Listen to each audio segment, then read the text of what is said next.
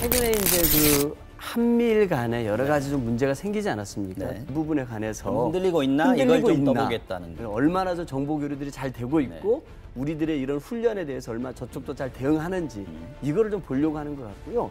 특히 이제 그 중국과 러시아의 이 합동 이 군사 훈련이 시작된 것은 이 박근혜 대통령 때 사드 배치한 이후부터 중러가 합동 군사 훈련을 시작을 했습니다.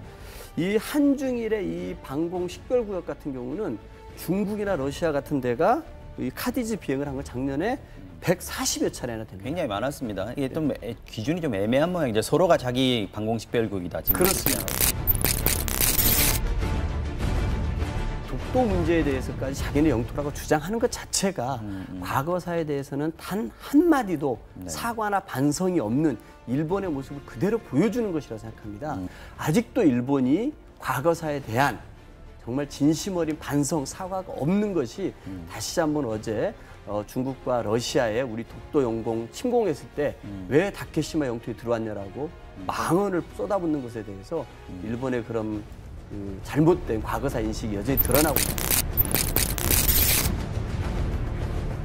우리가 우리 주장을 거둬야 된다.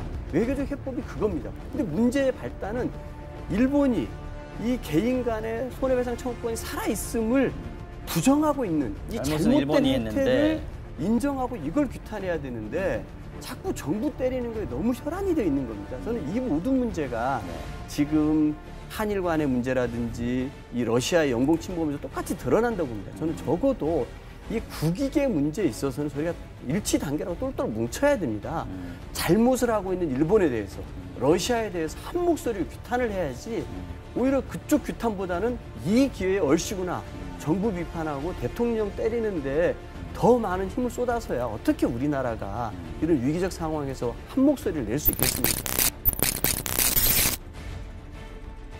소개팅과 사개팅 중에서 위원장 하나를 주기로 한 것 아닙니까? 그래서 저희가 이제 많은 고심 끝에 정개특위를 저희가 맡았습니다. 그런데 이제 그 정개특위 밑에 있는 일소위원장을 한국당이 또 내놓으라고 하는 거 아닙니까? 일소위가 또 선거 제도? 예, 그렇습니다. 지금까지 그 일소위 위원장은 김종민 의원이 쭉 맡아왔습니다.